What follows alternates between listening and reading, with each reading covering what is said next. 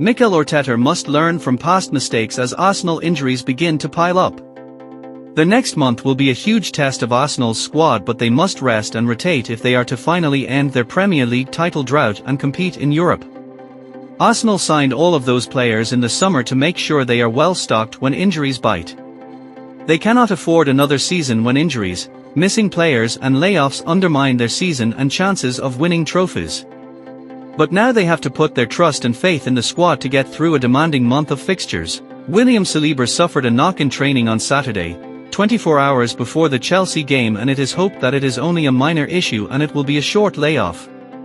Sadly for Arsenal, they are already missing Gabriel. He suffered his injury while on international duty with Brazil, and that makes it for current squad members missing. Kai Havertz is still out. He could be back training with the group within the next week or so, and Leandro Trossard is also out with a calf issue suffered against Bayern Munich.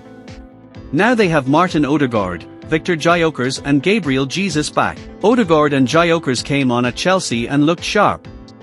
Jesus scored in a behind closed doors and, by all accounts, played well and has come back super sharp and really chomping at the bit to get going. That is good news ahead of a really busy period, with Arsenal facing a huge fixture list with Brentford on Wednesday, Aston Villa Saturday lunchtime, and then into the Champions League and Carabao Cup to boot. What is clear is that Mikel Arteta will have to rest and rotate within a squad which is regarded by many as the deepest and best in the Premier League, but it is only the best if you trust all of the players in it.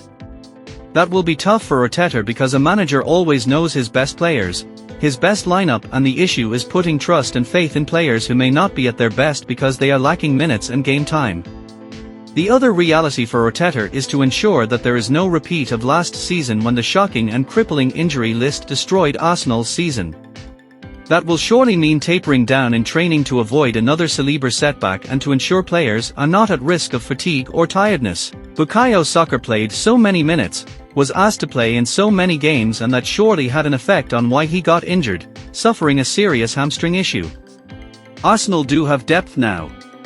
Piero Hincapié looks a top player. Should not have given an unnecessary free kick at Chelsea which led to a corner, which led to the goal, but looks terrific. Christian Mosquera is also a fine deputy for Saliba. Noni Madueke has really stepped up. But let's be honest, Gabriel Martinelli has done better from the bench. Christian Norgard has barely had a look in. You have to wonder whether Ethan Nwaneri, one of the country's best prospects, is getting frustrated. Lewis-Skelly started against Bayern Munich and did struggle. He came on at Chelsea and got booked early on. You have to feel for him because he is not in a rhythm. He is probably struggling for confidence, and when he gets minutes, he is provably trying a bit too hard. It would be impossible to keep the same lineup from Chelsea to Brentford to Villa.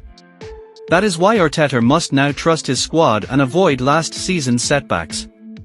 Interestingly, Arsenal are by no means the worst when it comes to injuries. They currently have 4 in Ben Dinner's excellent Premier League injury table. 9 teams have less. 8 have more. Considering Arsenal's schedule and demanding fixture list, that is impressive. But now comes a really tough few weeks, and it is now when the squad should come into its own. They have more players, better players, and maybe lessons have been learnt from last season to ensure they can win the major trophies they crave. Thanks for watched. Goodbye.